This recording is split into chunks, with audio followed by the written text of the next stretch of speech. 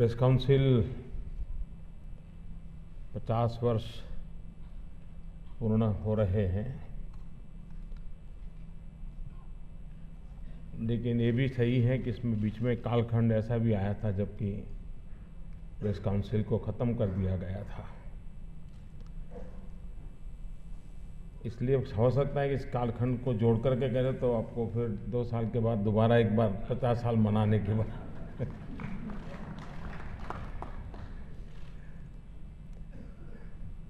वैसे 1916 में शायद ये स्वीडन में इसकी दिशा में काम हुआ, लेकिन तब जब उसका नाम था वो था court of honour for the press, और बाद में इसका नाम बदलते बदलते प्रेस काउंसिल की ओर चला, और शायद दुनिया में आजकल वो प्रेस काउंसिल इस नाम से ही परिचित है। एक स्वतंत्र व्यवस्था है, और ये व्यवस्था ज़्यादातर तो इस क्षेत्र की स्वतंत्रता बनाए रखना, अभिव्यक्ति की आजादी को बरकरार रखना, और कभी कोई तकलीफ आए तो खुद बैठ करके उसको सुलझाना, खुद ही इसमें बदलाव लाते रहना। उसी प्रकार से पुराने युग में इतनी चुनौतियां नहीं थी जितनी शायद इस युग में है। बहुत ही वरिष्ठ जो पत्रकारिता से जुड़े हुए लोग हैं, उनके पास सोचने का समय रहता था। जब वो अपना रिपोर्ट फाइल करके शाम को घर लौटते थे, तब भी दिमाग में रहता था कि मैंने आज रिपोर्ट फाइल की है, कल छप पे आएगी, शायद ये शब्द ठीक नहीं रहेगा। तो फिर घर जाके वो कोशिश करते थे, डेस्क के जो चीफ होंगे उसको कांटेक्ट करना या एडिटर को कांटेक्ट करना। अभी मैं लिख करके आया था लेकिन शायद ये शब्द ठीक नहीं रहेगा, लगता है ये शब्द अच्छा रहेगा। उस समय उसका टेलीफोन कम्युनिकेशन भी नहीं था। कभी वो वापस चले जाते थे रात को भी, और पेज निकलने के समय भी जाकर के, अरे भाई कुछ देखो ये ना हो तो। उसके पास एक लिखने के बाद भी सुबह छपने तक उसके मन पर एक दबाव रहता था, चिंता रहती थी कि मैं जो रिपोर्ट करके आया हूं या जो मैं लिख करके आया हूं, कल निकलेगा तो उसके क्या क्या प्रभाव होंगे। मेरा शब्द ठीक था कि नहीं था, मेरा ये हेडलाइन में बनाने की कोशिश का उचित है, और उसको सुधार के लिए कोशिश भी करता था। आज जो लोग हैं उनके पास ये अवसर ही नहीं है। इतनी तेज गति से उसको दौड़ना पड़ रहा है, खबरों की भी स्पर्धा है, उद्योग गृहों की भी स्पर्धा है। ऐसे में उसके सामने बड़ा संकट रहता है कि भाई फिर जो बोलने वालों के लिए जो बोल दिया, दिखाने वालों के लिए जो दिखा दिया, और छपने वाला छपते थे कि तो पहले, अब उनको अभी ऑनलाइन मीडिया चलाना पड़ रहा है। यानी इतना तेजी से बदलाव आया है। इस बदलाव की स्थिति में इस प्रकार के इंस्टीट्यूशंस कैसे इन सबको मददरूप हो, उनकी कठिनाइयों को कैसे दूर करें। सीनियर लोग बैठ करके नई पीढ़ी के लोगों को किस प्रकार से उपयोगी होना को कोई मैकेनिज्म तैयार हो, क्योंकि ये ऐसा क्षेत्र है, उस क्षेत्र को महात्मा गांधी कहते थे कि अनियंत्रित लेखनी ये बहुत बड़ा संकट पैदा कर सकती है। लेकिन महात्मा गांधी ये भी कहते थे कि बाहर का नियंत्रण तो तबाही पैदा कर देगा, और इसलिए बाहर के नियंत्रण की कल्पना उस समाज को आगे ले जाने वाली कल्पना हो ही नहीं सकती। स्वतंत्रता, उसकी अभिव्यक्ति, उसकी आजादी, उस प्रिंसिपल को पकड़ना, लेकिन साथ साथ अनियंत्रित अवस्था, हम कितने ही तंदुरुस्त क्यों न हो, फिर भी मां कहती है, कह रहे भाई थोड़ा कम खाओ या ये मत खाओ। कोई मां दुश्मन नहीं है, लेकिन वो मां घर में है इसलिए कह रही है। बाहर वाला कहेगा तो तुम कौन होते हो मेरी तबीयत की चिंता करने वाले? मैं हूं। और इसलिए ये व्यवस्था ऐसी है कि जो परिवार में ही संभलनी चाहिए। सरकारों ने तो जरा भी उसमें टांग नहीं अड़ानी चाहिए। आप ही लोगों ने बैठ करके इसी काउंसिल जैसी व्यवस्था के माध्यम से, सीनियर लोगों के अनुभव के माध्यम से और समाज का सर्वग्राही हित देख करके हम इन अवस्थाओं को विकसित कैसे करें। ये बात कठिन है कि वे अपनों के बीच में किसी की आलोचना कैसे करें। कोई बाहर वाला कर ले तो हम रिपोर्ट करने के लिए तैयार है, लेकिन हम बैठ के क्या करें। और इसलिए ये कठिन काम होता है। आत्मावलोकन बहुत कठिन काम होता है। मुझे बराबर याद है, मैं जब दिल्ली में रहता था, मेरी पार्टी के संगठन का काम करता था, उन दिनों में कंधार की घटना हुई थी। और कंधार की घटना हुई, विमान हाईजैक हुआ, और हमारे देश में इलेक्ट्रॉनिक मीडिया उस समय अभी शुरुआती दौर पे था, तो एकदम उनका भी कोई दोष नहीं था कि कोई कैसे हो गया, लेकिन वो शुरुआती दौर एक प्रकार से था। लेकिन उसमें जो परिवार के लोग जहाज में फंसे थे, उनकी खबरें, वो परिवार लोग जुलूस निकाल रहे थे, सरकार के खिलाफ नारे लगाते थे और बस उनको छुड़वा दो। और जैसे यहाँ गुस्सा बढ़ता था, वहाँ आतंकवादियों का हौसला बुलंद होता था। अच्छा, हिंदुस्तान का हाल ऐसा है कि अब तो जो चाहे वो करवा सकते हैं। लेकिन ये घटना चलती रही। लेकिन मेरी जानकारी है, बाद में मीडिया के सभी लीडर लोग बैठे थे, सभी प्रमुख लोग बैठे थे, इन हाउस बैठे थे, और प्रेस काउंसिल शायद उसमें नहीं थी, अपने आप बैठे थे। और बैठ करके स्वयं ने अपने बाल नोच लिए थे। मैं मानता हूं ये छोटी घटना नहीं है। बहुत लोगों को ये तो याद है कि ऐसा ऐसा रिपोर्टिंग हुआ था, लेकिन बहुत कम लोगों को पता है कि खुद मीडिया के लोगों ने मिलकर के अपने खुद के बाल नोचे थे। और हमने क्या गलती की, क्यों की, कैसे नुकसान हुआ, हम कैसे बह गए, और सबने मिलकर के कुछ नॉर्म्स पालन करना चाहिए, इसकी काफी चर्चा की थी। शायद अरुण जी यहाँ बैठे हैं, शायद उनको पता होगा कि उस समय उनकी भी शुरुआत हो गई थी, और उन्होंने कुछ नॉर्म्स तय किए थे। मैं समझता हूं ये बहुत बड़ी सेवा का वो अवसर था। दूसरा अवसर आया था 26/11 का, 26/11 का। उसके बाद जब मुंबई की घटना घटी, उसमें बैठे, उसका रेफरेंस भी आया अफगानिस्तान वाली घटना का। लेकिन इतने अलग अलग व्यूज हो गए कि वो न आत्मनिरीक्षण कर पाए।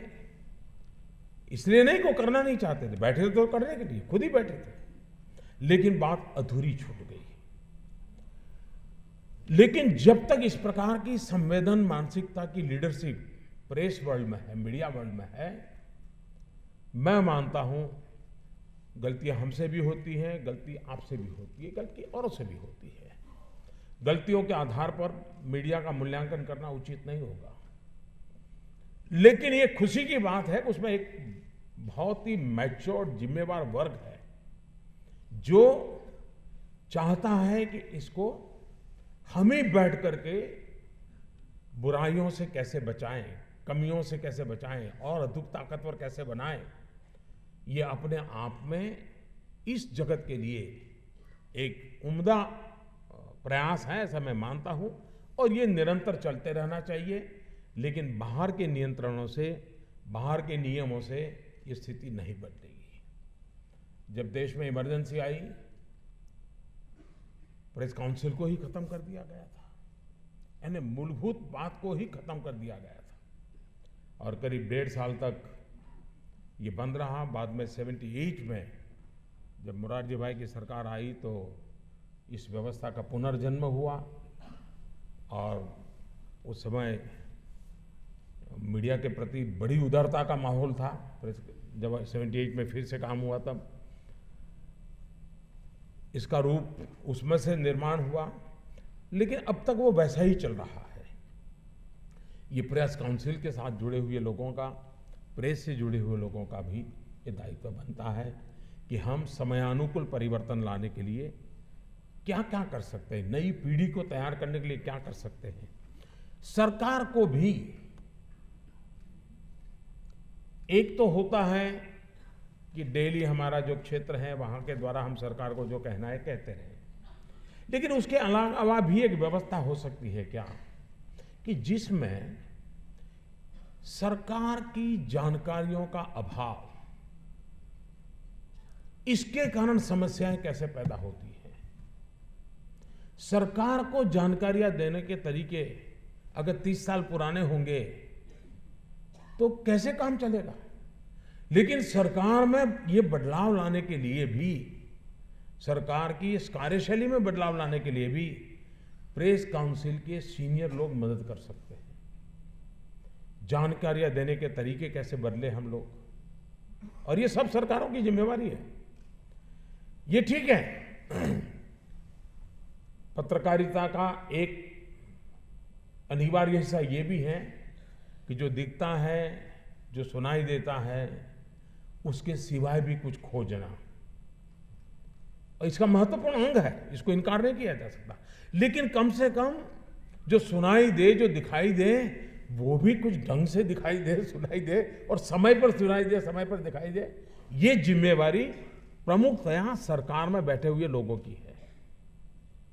लेकिन ये मैं देख रहा हूं कि इस कम्युनिकेशन गैप को, क्योंकि हर बार मेरी पत्रकार जगत के मित्रों से दोस्ती बहुत पुरानी रही है, उनका ये हमेशा, अरे भाई कुछ पता ही नहीं चल रहा है क्या हो रहा है।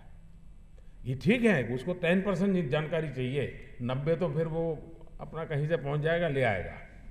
उसको सिर्फ पता चलना चाहिए, अच्छा ये हो रहा है, तो वो बाकी में पहुंच जाएगा। उसकी शिकायत उस पहले वाले 10% की है। लेकिन दुर्भाग्य ये भी है, फिर सरकारों में भी सिलेक्टिव लीकेज का शौक हो जाता है। दो अच्छे प्रिय लगते हैं, जरा सरकार की वाह-वाह के उसको जरा खबर दे दो। ये ऐसी सरकार की भी बुराइयां, कमियां, या कहीं कहीं नॉन सीरियस एटीट्यूड, ये भी बदलाव की जरूरत मांगता है। प्रेस काउंसिल में ऐसी भी अगर कुछ चर्चाएं होती है और सरकार के सामने रखा जाए, सरकार कर पाए नहीं कर पाए वो मैं नहीं कह सकता हूं, लेकिन कम से कम ये भी तो होना चाहिए भी। हम मीडिया वालों को तो सुबह उठते ही आप लोगों की शिकायत रहती है, लेकिन हमारी शिकायत भी तो सरकार सुने। ये टू वे चैनल अगर हमारी जीवंत होती है तो बदलाव की जो अपेक्षाएं हैं, दोनों तरफ अपेक्षाएं हैं, और उसका लाभ जनता को मिलना चाहिए। उसका लाभ किसी पार्टी इन पावर को या पर्सन इन पावर को नहीं मिलना चाहिए। जो भी बेनिफिट है वो जनता को जाना चाहिए, जो भी बेनिफिट है वो भविष्य को जाना चाहिए, उज्जवल भविष्य के लिए नींव डालने के लिए होना चाहिए। ये अगर हम कर पाते हैं तो ऐसे इंस्टीट्यूशंस, ऐसे अवसर बहुत काम आते हैं, और उस अवसरों का हमने उपयोग करना चाहिए। इन दिनों खासकर से प्रेस के, मीडिया के क्षेत्र से जुड़े हुए लोगों, और पिछले दिनों जो हत्या की खबरें आई, ये दर्दनाक है। किसी भी व्यक्ति की हत्या दर्दनाक है, लेकिन मीडिया वाले की हत्या इसलिए हो कि वो सत्य उजागर करने की कोशिश करता था, तब वो जरा अति गंभीर बन जाती है, अधिक चिंताजनक बन जाती है। जब हम मुख्यमंत्रियों की एक मीटिंग मिली थी, तब भी मैंने आग्रह से इस विषय को रखा था कि हमने सिर्फ हम आज़ादी के पक्षकार हैं, हम स्वतंत्रता के पक्षकार हैं, ये हमारे सिद्धांतों को हम कहते रहे इसे इनफ नहीं है। हम सरकारों का दायित्व बनता है कि ऐसे लोगों के साथ जो भी गलत आचरण होता है उनको न्याय मिलना चाहिए, उनकी सुरक्षा की चिंता होनी चाहिए और ये सरकारों की प्रायोरिटी के लिस्ट में होनी चाहिए। वरना सत्य को दबाने का ये दूसरा अति भयंकर तरीका है।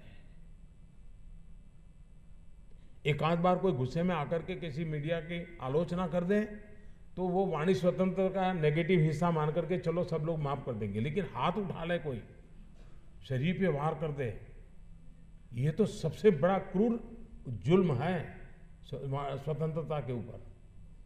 और इसलिए सरकारों को भी इस विषय में उतना ही संवेदनशील होना, उसकी प्रायोरिटीज को लेगा, ये बहुत आवश्यक है। जो खुशी की बात है कि आज हमारे अड़ोस पड़ोस के देशों के महानुभाव भी हमारे बीच में हैं, क्योंकि एक प्रकार से हम आज वृत्त जगत, उसका प्रभाव की कोई सीमाएं नहीं रही हैं, ये बहुत तेजी से ट्रैवल कर रही है। कोऑर्डिनेटेड एफर्ट जितना होता है उतना लाभ होता है। नेपाल में के भूकंप की खबरों ने पूरे हिंदुस्तान को नेपाल के लिए दौड़ने के लिए प्रेरित किया था, लेकिन किसी और के देश की खबर है, चलो है खबर, ऐसा ही रहा होता तो शायद हिंदुस्तान में जितनी तेजी से नेपाल को मदद पहुंचने का हुआ वो शायद समाज पूरा नहीं हिलता, कि वो पता ही नहीं चलता। लेकिन जैसी नेपाल की खबरें आई और हिंदुस्तान के मीडिया ने नेपाल के लोगों की तकलीफ की बात हिंदुस्तान के लोगों को पहुंचाई और सारे देश में नेपाल के लिए कुछ करना चाहिए, इसका माहौल बना, मानवता का एक बहुत बड़ा काम हुआ। तो ये आज हमारी सीमाएं रही नहीं हैं। इस प्रकार से हम एक दूसरे को पूरक बने, एक दूसरे की मदद करें, इससे भी एक पूरे इस भूभाग में एक सहयोग का माहौल, इस प्रकार से मिलन से कुछ वेरीफाई करना है तो बड़ी आसानी से वेरीफाई हो जाता है। कभी कभार हर एक के कोई प्रतिनिधि तो हर देश में होते नहीं है, लेकिन कांटेक्ट होते हैं तो बात करके पूछ लेते, भाई सुना है भी, जरा बताइए ना, तो कहेगा भाई मैं एक आध घंटे में बता देता हूँ, देखता हूँ, मैं मेरा कोई 2-3 सोर्स है, मैं कोशिश करता हूँ। लेकिन आवश्यक है कि इस प्रकार का हमारा कोऑर्डिनेशन जितना बढ़े और ख़ास करके हमारे पड़ोस के देशों के साथ जहाँ हमारा मित्रता का व्यवहार बहुत अधिक है, सुख दुख के हमारे साथी हैं, उन सब के लिए हम जितना जोड़ करके चलेंगे तो हो सकता है कि इस पूरे भूभाग के लिए और विश्व में भी एक सकारात्मक छवि बनाने में ये हमें काम आ सकता है। एक तंदुरुस्त स्पर्धा समाज जीवन में बहुत आवश्यक हो गई है और हेल्दी कंपटीशन को कैटलिक एजेंट के रूप में मीडिया बहुत बड़ी सेवा कर सकता है। इन दिनों आपने देखा होगा, इंडिया टुडे ने तो बहुत पहले शुरू किया था, राज्यों के बीच वो रेटिंग करते थे कि कौन राज्य किसमें क्या परफॉर्म कर रहा है।